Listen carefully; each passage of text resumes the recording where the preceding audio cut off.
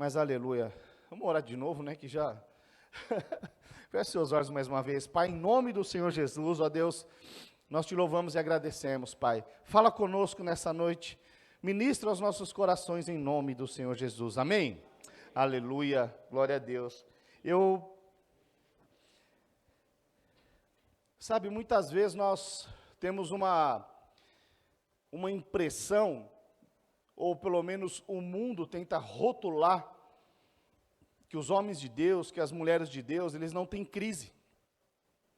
Já viu aquela frase? Mas você não é crente, você não é cristão, você não vai na igreja. Né? Muitas vezes as pessoas acham que, porque pelo fato de você ter uma experiência, de você ser seu filho amado de Deus, você não passa por crise. Tem algum filho aqui que nunca passou uma crise em casa com seu pai, com a sua mãe? Na escola? Quando você está na escola, a sua maior crise é aquela prova, onde caía 2 mais 2.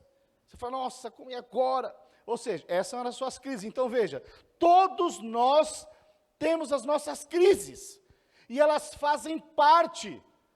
De tempos em tempos pode aparecer uma crise.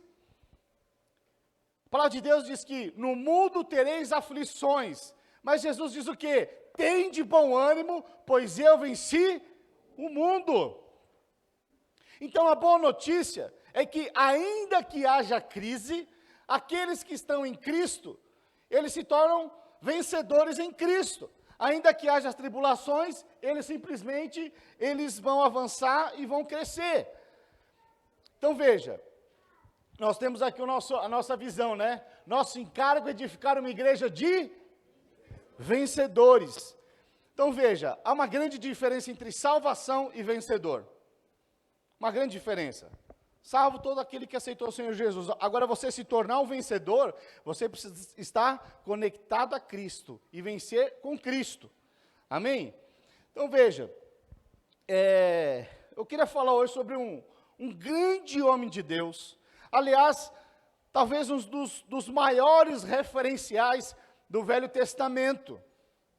Alguém aqui já ouviu falar de Elias? Elias, o homem que orou e fez o fogo descer. Irmãos, que coisa extraordinária, né? E agora veja, Elias, apesar de Deus usar ele de uma forma sobrenatural, com poder e tudo mais, certa vez ele também passou as suas crises. E eu queria ler aqui um momento que foi ruim na vida de Elias. Um momento ruim, que ele olhou o cenário, ele olhou o que estava acontecendo ao seu redor, e foi um momento ruim na vida dele. Foi um momento onde ele foi para a caverna, ele tentou se esconder, não queria se relacionar com mais ninguém. Era um momento ruim para ele. Ele queria se isolar de tudo e de todos. Agora veja, o que é um momento ruim? É quando tudo coopera para que nós percamos a nossa esperança. Um momento ruim quando você perde a esperança. Você olha e fala, e agora? Como que vai ser? E agora? Como que vai ser meu casamento? Como que vai ser meu relacionamento? E agora? Talvez seja uma enfermidade, você fala, e agora? Por que eu perdi a saúde? E agora? Minhas finanças, como que vai ser? Perdeu a esperança. Momentos ruins. Isso pode acontecer na vida de um homem, na vida de uma mulher? Sim. Vamos ler lá em 1 Reis. 1 Reis, capítulo 19. Vamos ler do verso 11.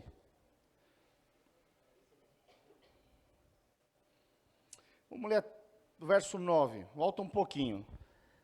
Diz assim, Elias: ali entrou numa caverna onde passou a noite. E eis que veio a palavra do Senhor e lhe disse: que fazes aqui, Elias? Ele estava em crise, ele foi se esconder numa caverna. Ele respondeu: tenho sido zeloso pelo Senhor, Deus dos exércitos, porque os filhos de Israel deixaram a tua aliança, derribaram os teus altares e mataram os teus profetas à espada, e eu fiquei só. Era um momento em que ele estava se sentindo sozinho, desamparado. e procuram tirar minha vida. Disse-lhe Deus: sai e põe-te neste monte perante o Senhor. Eis que passava o Senhor e um grande vento forte.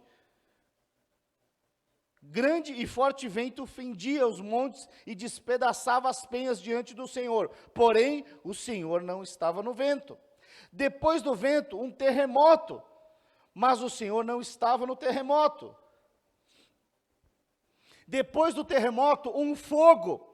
Mas o Senhor não estava no fogo.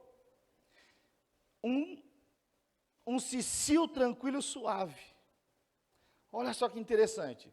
Elias era aquele que conhecia Deus através do fogo, através desse grande mover. Ele conhecia só o poder de Deus.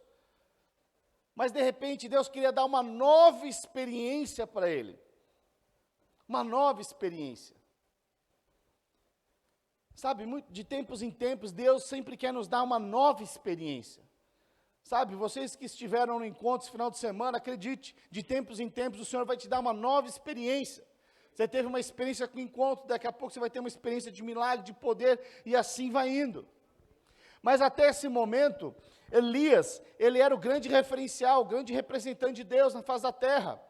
E deixa eu contar um pouquinho o contexto, para depois a gente continuar aqui. Qual que era o contexto que ele estava aqui? Por que ele foi numa caverna? Se nós lermos um pouco antes, essa passagem talvez uma das mais conhecidas de Elias é quando ele orou e o fogo desceu. Então veja, qual que era o contexto? O rei, na época de Israel, era Acabe. Talvez foi o pior rei de Israel. Por quê? Acabe era um homem fraco. Acabe era um homem que não tinha posicionamento.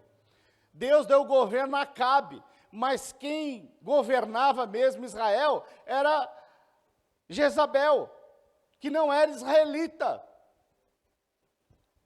Mas, por conta dos prazeres da carne, lembra hoje a questão da carne? Ele olhou e quis casar com uma mulher que não era israelita. Qual que era o problema? O problema é que a esposa de Acabe, do rei Acabe, ela adorava outros deuses. Ela adorava a Baal.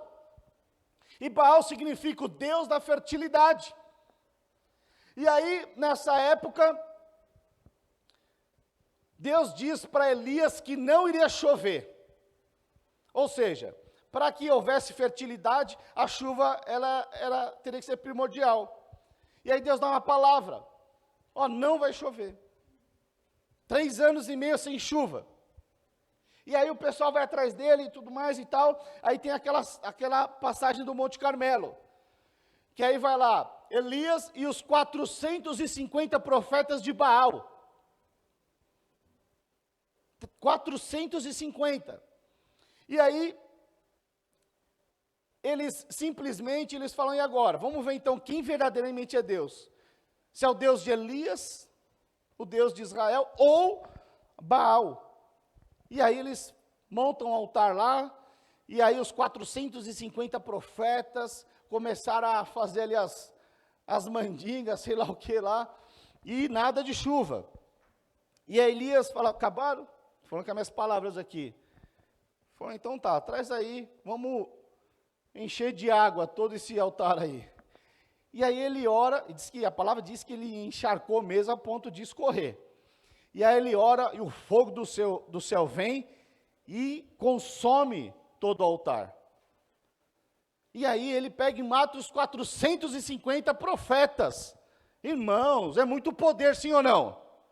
É ou não é? Ele estava experimentando de um grande mover através da sua vida. Um grande mover. E aí ele vai orar, e aí ele vê uma nuvem lá do tamanho da mão de homem, ele pega e fala para Acabe: ó, vai chover. Pode voltar que vai chover. E se você continuar lendo o mover que acontecia na vida de Elias, Acabe era o rei, ele vai embora depois lá a cavalo, com carruagem e tudo mais. Mas o poder de Deus era tamanho na vida de Eliseu, que já não era mais um jovenzinho, já era um senhor de meia idade. Ele chega antes do que aqueles que foram a cavalo. Mais ou menos cerca de 30 quilômetros, 32 quilômetros. Foi correndo, mas passou todo mundo. Quando chegou lá, falou, mas você já está aqui? Ele falou, é.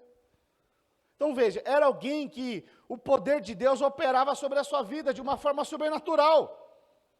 Mas aí, nessa hora, ele deve ter sentido de expectativa, porque ele vivia num tempo onde o rei Acabe era muito fraco, e Jezabel, que era uma mulher muito forte, que governava, e Israel era o seguinte, as pessoas começaram a adorar mais a Baal do que a Deus.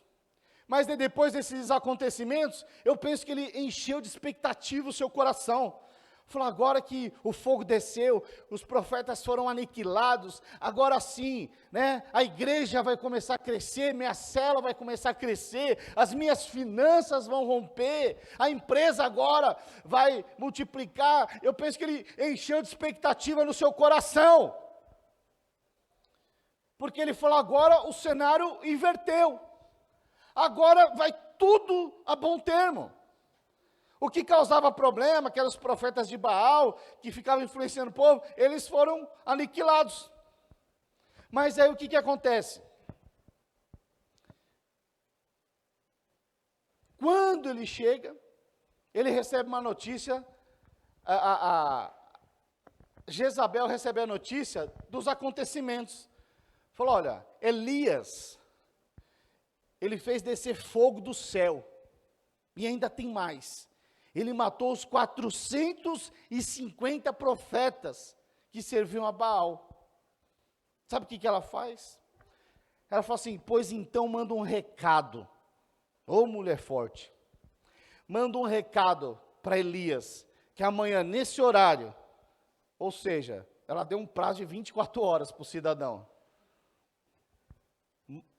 Esse horário, até esse horário ele vai morrer. Quando Elias, ele ouve esse recado, o que acontece com ele? Irmãos, ele teve N experiências com o Senhor, mas nesse momento, quando ele recebe essa notícia, o que aconteceu? Qual que era a expectativa dele? É que agora as coisas aconteceram de uma forma natural, mas ele se frustra. E aí ele esquece de ver tudo que Deus fez na vida dele, e ele liga o modo natural. O que é o modo natural? É quando você começa a olhar as coisas segundo o teu prisma. É quando você deixa de depender de Deus. É quando você olha o cenário e fala, Deus, eu estou fazendo tudo, mas e agora? Eu acho que eu vou tentar fazer do meu jeito.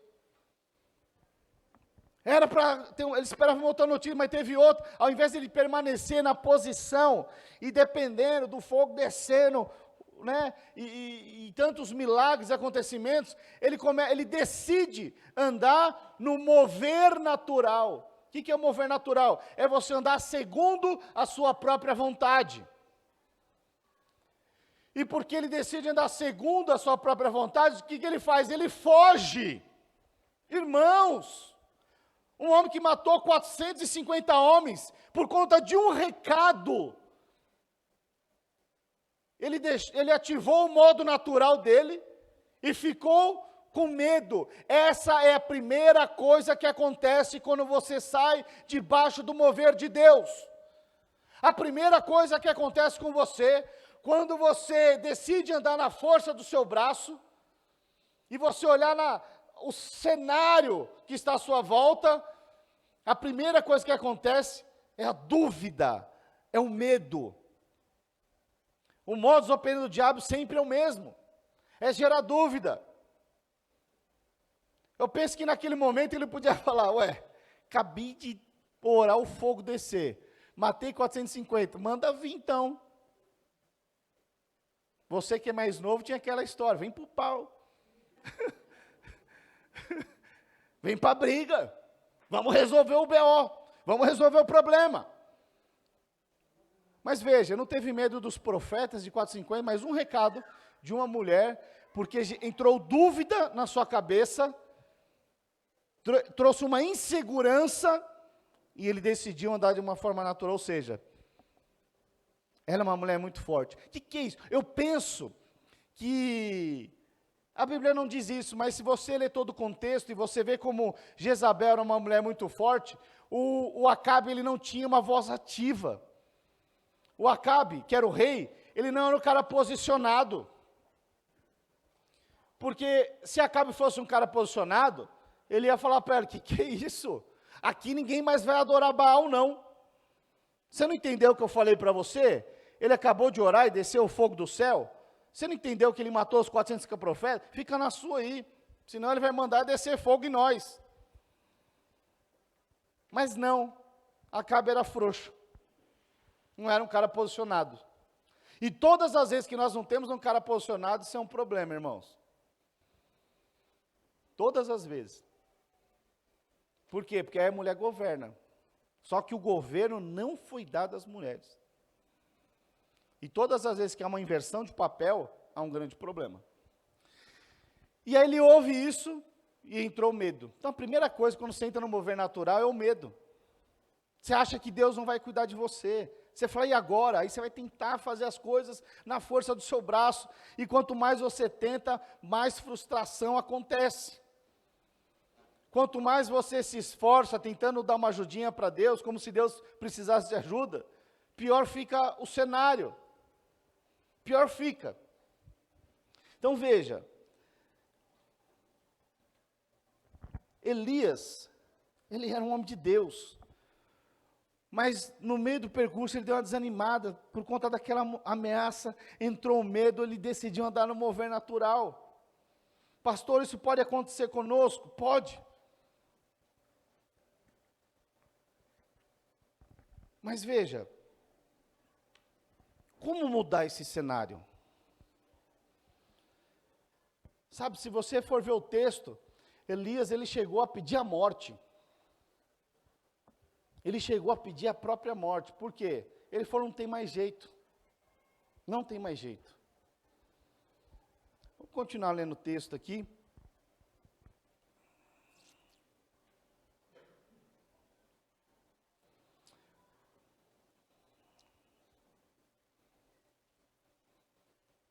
Verso 13.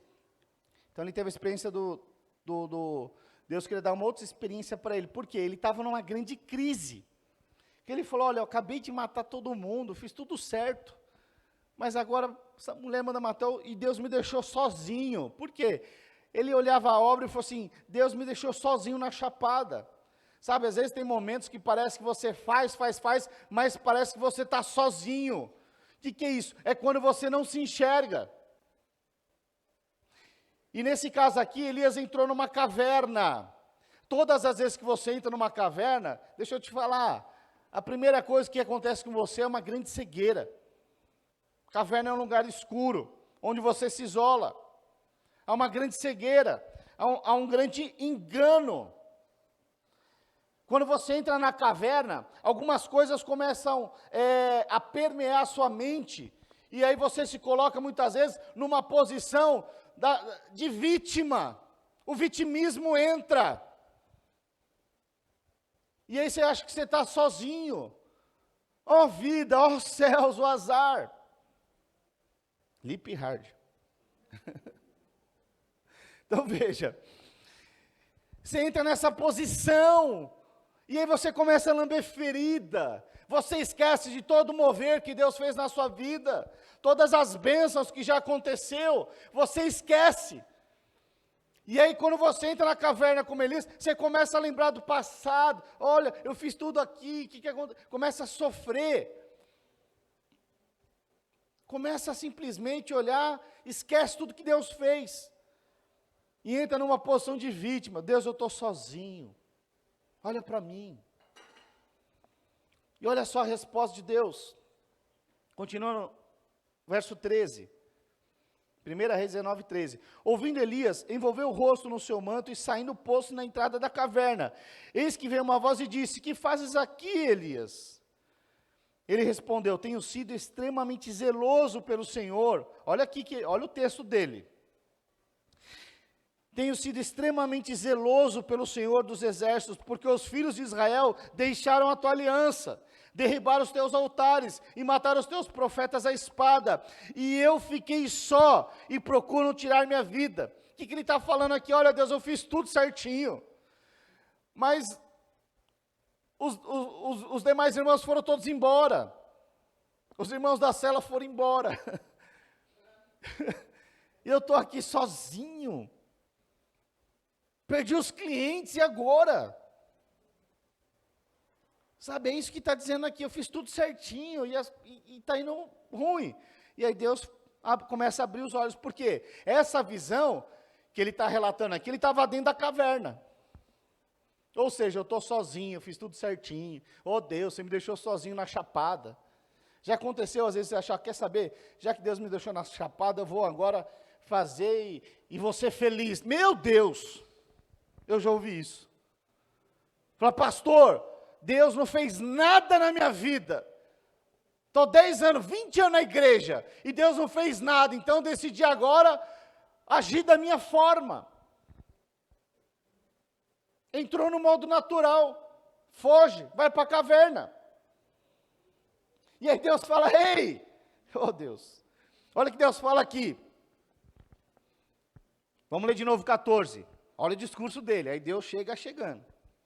Tenho sido em extremo zeloso pelo Senhor, Deus dos exércitos, porque os filhos de Israel deixaram a tua aliança, derribaram os teus altares, mataram os teus profetas à espada, e eu fiquei só, e procuram me matar. Jezabel queria matar ele.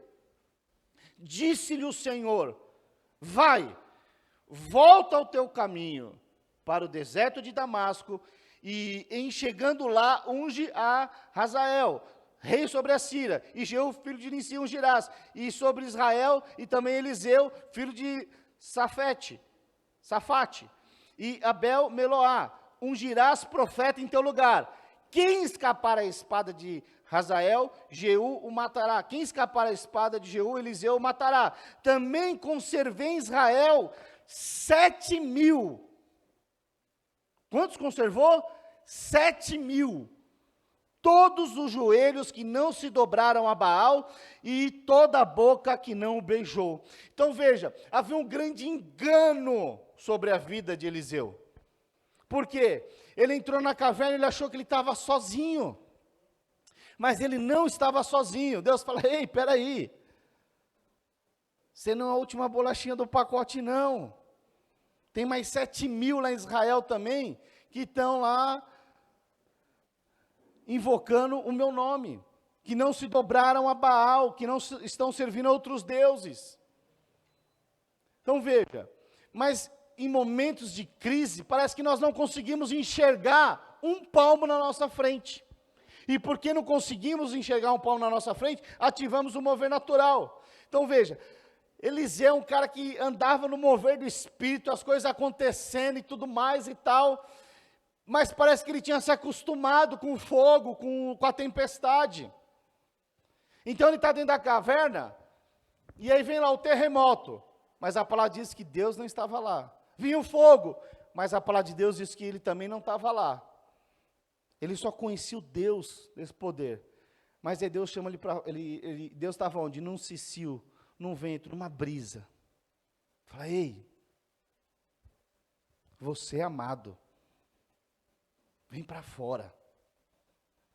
Eu estou te resgatando para o propósito original que eu estabeleci para a sua vida. Era isso. Ele conhecia Deus de falar do poder, mas Deus queria se revelar de uma nova forma. Dizendo que ele era amado, que ele não estava sozinho. E ele dá novas direções para ele. Fala, você não está sozinho, tem mais 7.000. Então veja, deixa eu dizer algo para você. Você não está sozinho. Sabe, se você tem vivido numa caverna, se escondendo de pessoas, se escondendo de situações, sai dessa caverna. Porque Deus quer fazer coisas grandes através da sua vida. Vem para fora.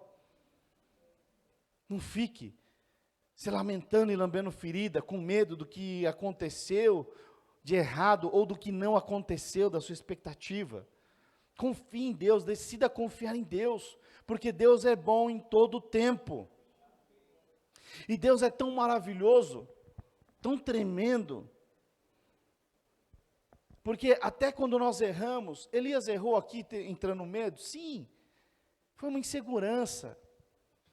Sabe, quando nós entramos na caverna, nós parecemos aquelas crianças birrentas. Mas aí Deus ama tanto, fala, não, vem cá, eu tenho algo para fazer na sua vida, não acabou ainda. Olha para trás, olha quantas coisas eu fiz. Quando você teve fome, eu mandei alimento para você. E Deus, acho que passou um filme na cabeça de Elias nessa hora. Sabe, Deus é tremendo, queridos. Deus é tremendo. Fala a pessoa do seu lado, Deus é tremendo. Sabe, eu sei que tem grandes coisas que o Senhor quer fazer em você, na sua vida. Eu sei que tem coisas que talvez você fale, pastor, mas tem tantos anos e parece que ainda não aconteceu. Pastor, tem tantos anos que eu estou orando e parece que ainda não tenho experimentado. Sabe, tem coisas, queridos, que não é uma questão de quando Deus vai fazer. A questão é, você está preparado para receber? Porque eu creio que as promessas de Deus, elas não voltam vazias. As promessas de Deus, elas não voltam vazias. Você crê nisso? Não voltam. Ah, pastor, mas eu não estou vendo. Sabe, hoje nós estávamos falando lá, né? Minha esposa estava ministrando, ela estava dizendo, nós não somos daqui, nós somos cidadãos dos céus. Esse dia eu estava pensando numa palavra profética da tia do Zé. Para quem não sabe a história, ele tinha uma tia cristã, mulher de Deus, e o Zé tocando nos bares da vida, aos olhos naturais, impossível de se converter. Mas a tia dele falava o quê? Você vai tocar para o Senhor. E eu fico pensando nos parentes. Essa véia doida. Não sabe nada. Não conhece o Zé. Não conhece o Zé. E ela sempre falava que ele ia tocar para Jesus. Passaram-se 25 anos. O Zé teve uma experiência com o Senhor. E hoje ele toca servindo ao Senhor. Qual que é a boa notícia? Essa palavra da tia do Zé se cumpriu, sim ou não? Sim. Mas ela faleceu antes de ver isso. Demorou muito. Mas sabe qual que é a boa notícia? Irmãos, eu fico imaginando essa tia do Zé comemorando lá no céu. Falando, a palavra do Senhor se cumpriu. E no céu, queridos, um dia o Zé vai chegar lá e falar assim, eu creio na palavra do Senhor, e a palavra se cumpriu na minha vida, tia. É assim. Mas talvez nesse tempo, talvez a tia do Zé possa ter passado umas crises. Nossa, eu falei, não aconteceu, estou quase partindo. Isso eu falo, descansa. Que quando Deus lança uma semente, é questão de estar na temperatura correta,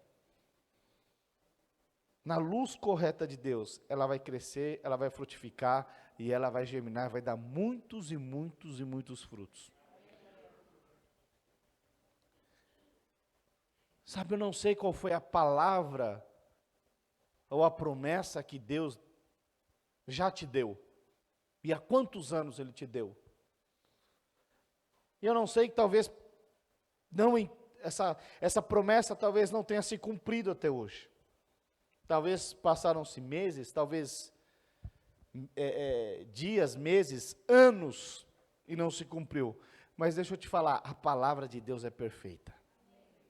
E quando ele levanta um homem e uma mulher, e quando ele libera uma palavra a respeito desse homem e dessa mulher, acredite, ela vai se cumprir. É questão de tempo. Pastor, e se eu não quiser sair correndo? Pode sair. Deus vai atrás de você e vai te tirar da caverna. Deus vai te tirar da caverna. Eu sei que nesse final de semana aqui, muitos que estavam no encontro estavam dentro da caverna, escondido. Mas sabe qual que é a boa notícia? Você foi encontrado por Deus. Deus te achou e falou: sai dessa caverna. Eu tenho uma novidade de vida para você. Você não está sozinho não. Tem coisas extraordinárias que vou fazer na sua vida e através da sua vida. Acredite. Sabe, tem coisas que o Senhor, Ele vai te dar nesses dias. E sabe qual que é a boa notícia? Então você fala: pastor, deve ser para o outro, porque assim, eu não me vejo assim, fluindo todo esse poder. Deixa eu te falar, Deus gosta dos improváveis. E se você é o improvável, Deus vai fazer coisas grandes, coisas extraordinárias. E quando eu vejo Deus levantando improvável, eu falo: aleluia. Esses são os dias da volta do Senhor. Quando eu vejo o improvável assim, você fala: não, isso não vai dar em nada não. Isso não vai dar em nada não, mas de repente quando você vê a pessoa se posicionando, você fala: ixi, Deus vai fazer coisa extra. Porque Deus veio para aqueles que não são, porque Ele é o sou. E quando você crê nisso, você fala: eu não tenho nada, mas Ele tem tudo. Você não precisa de nada, você só precisa dEle. Porque Jesus, Ele é autossuficiente para as nossas vidas. Sabe, às vezes quando nós desafiamos alguém para liderar uma célula, ou eu desafio alguns irmãos para ministrar uma palavra, alguma coisa, eu falei: pastor, acho que eu não consigo não. Eu falei: ixi, está pronto. Agora quando o pessoal fala: deixa comigo, está tudo certo, na ponta da língua. Eu falei: vixe, Deus vai trabalhar mais um pouquinho, acredite. Então veja, queridos, como é bom você sair, como é bom você perceber que Deus te chama. E talvez você esteja como Elias, esperando que o Senhor vai se apresentar de uma forma, com fogo, com terremoto, mas Deus simplesmente vai vir num cicio. Fala: ei filho, vem cá. Eu adoro chamar os meus filhos, no vento cicio. Fala: filho, vem cá dar um beijo no pai, vem. Sabe, Deus quer fazer coisas novas na tua vida, mas para isso você precisa decidir, parar e ouvir. Pastor, mas eu estou em crise. Então saia da caverna e conte suas crises para Deus, porque Ele está todo ouvido para ouvir e mudar o curso e o destino da sua vida. Porque você não foi feito para viver numa caverna. Você é filho amado de Deus e Deus te fez para viver coisas novas e extraordinárias, das quais você ainda não experimentou. Talvez você fale: mas eu não. Eu já vivi muitas coisas nessa vida. Eu já vivi tantas coisas. Essa era a posição de Elias. Ele olhou para ele e falou: mas eu já tenho uma certa idade. E agora que eu estou aqui na minha velhice, o Senhor me deixou sozinho. Não. É justamente nessa hora que Ele te chama e fala: ei filho, ei filha, tem coisas grandes para você ainda. Você não está sozinho, tem mais 7.000. E nós vamos restaurar todo Israel. Nós vamos treinar novos líderes, né? E aí você vê, depois de tudo que Deus faz na vida de Elias, ele pediu a vida, aí Deus falou: não, peraí, você está sentindo sozinho? Vou te dar um discípulo. Deu Eliseu. Mudou a história dele. Está sozinho? Vai formar discípulo para Jesus. E você vai ver as coisas extraordinárias que Deus vai fazer na sua vida. Mas eu quero orar por você nessa noite. Amém? Vamos ficar de pé. Aleluia. Sabe, eu quero orar por você. Sabe, se tem alguma área na sua vida que você acha que Deus não está vendo, e você se entrou para a caverna, o Senhor te diz, sai, não é mais tempo de viver na caverna. Tem uma banda aqui, ou um louvor, pode ser, irmãos? Sabe, Deus te chama, sai da caverna, Deus tem um tempo novo para você. Quantos creem que Deus tem um tempo novo para você? Sabe, então esteja atento nesses dias. Sabe, eu tenho visto Deus usando só os improváveis, irmãos. É impressionante. Alguns irmãos me procuram e falam, pastor, mas eu não sei, eu não estou querendo esse negócio e tal, mas as coisas vão acontecendo. Eu falei, pois é, acostume-se. Acostume-se. Alguns falam, pastor, mas não. Alguns lutam tanto tempo. Mas quando sai da caverna, queridos, quantas coisas eles começam a experimentar. Talvez você tenha vivido uma vida cristã, em algumas áreas, em alguns quadrantes da tua vida, dentro da caverna. Porque às vezes nós temos tendência de focar naquilo que vai a bom termo. Talvez as suas finanças, elas vão a bom termo. E você foca nas suas finanças. Mas talvez o seu casamento esteja dentro da caverna. E porque está dentro da caverna, você vive cego para ele. Talvez sejam seus relacionamentos que não vão a bom termo, e você está na caverna. Talvez sejam alguns familiares que você deletou. Eu perdoei, mas não falo mais. Eu já perdoei, mas para mim morreu. Você enterrou ele na caverna. Matou no coração. Deus te chama para fora. Deus é um Deus de restauração, de vida, de poder, de graça, de favor. O que é graça? É favor imerecido. Pastor, mas o sujeito não merece. Mas Deus age de graça conosco. Deus é um Deus de graça para conosco. Então seja um tipo de Cristo por onde você andar. Haja com graça e favor. O grande mandamento: ame ao teu próximo como a ti mesmo. Ame o próximo. Pastor, mas você não sabe o que o miserável fez. Pois é, e você? Você tem asas, filho?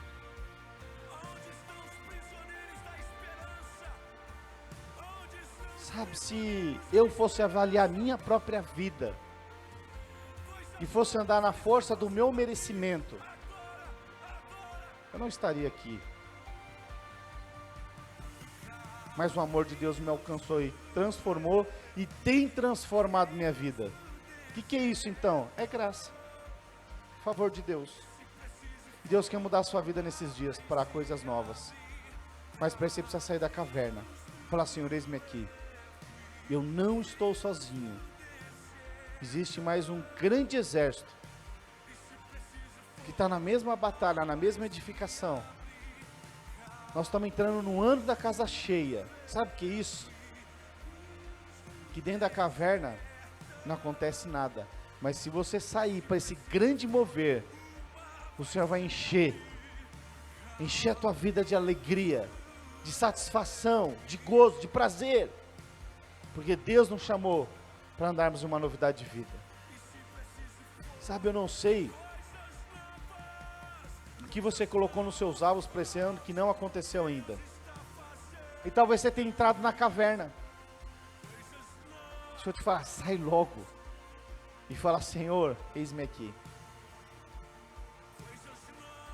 Sabe, eu fiquei vendo esses testemunhos hoje.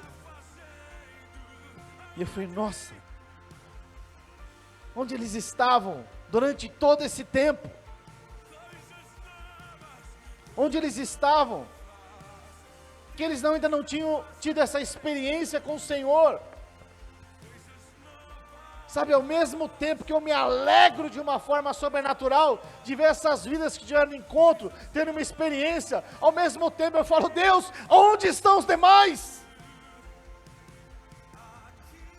Aonde estão os demais?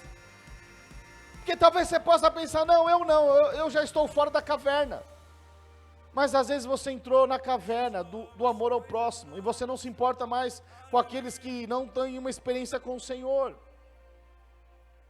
Esses são os dias de nós sairmos da caverna e proclamarmos as boas novas do Evangelho. Aqueles que ainda não têm uma experiência. Porque cada vez mais eu vejo que Jesus está às portas. E eu quero ser encontrado pelo Senhor, no campo. A palavra de Deus diz que os campos estão brancos, mas estão faltando os trabalhadores. Eu penso que tem muito trabalhador na caverna. Na caverna do seu mundo, do seu eu.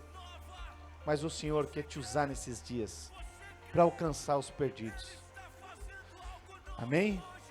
Eu queria orar por você. Sabe, você que entendeu que Deus tem algo para fazer em você e através de você. Pastor, mas eu acho que eu não tenho condições. Aleluia, eu também não. Mas eu tenho um coração para servir o Senhor com aquilo que Ele tem me dado. Pastor, mas Ele não tem me dado nada. Deixa eu te falar, filho, Ele já te deu tudo. Tudo que você precisa, Ele já te deu. Tudo. Mas eu não estou vendo. Pois é, talvez você esteja como Elias, vendo só o fogo. Ele está ali no Cecil, Ele já te deu. Ele vai te prosperar com aquilo que Ele já colocou nas suas mãos. Tem muito irmão procurando coisas novas, mas Ele já te deu. Ele te deu o Cecil, mas você fala, não, mas eu queria o bilhete premiado da Mega Sena. Grande engano. Porque o que você precisa, Ele já te deu. Fique atento. Porque esses são dias de prosperidade. Esses são dias de experimentar o sobrenatural. Então não fique olhando notícias. Não seja movido por ambientes naturais. Mas seja você uma boca profética. A crise de Elias foi porque ele ouviu as notícias. Notícia de quem? Notícia de Jezabel. Eu penso que ele conhecia a fama de Jezabel. E ele falou, o quê? Se o marido dela, que é o rei, não vai me salvar, quem vai me salvar agora? Porque agora a coisa deu ruim. Sabe, não ande por notícias naturais. Não fique, porque as notícias naturais, elas vão te levar a ter medo e insegurança. E aí, muito provavelmente você pode entrar no modo natural. Então se firme naquele que te chamou, naquele que te escolheu.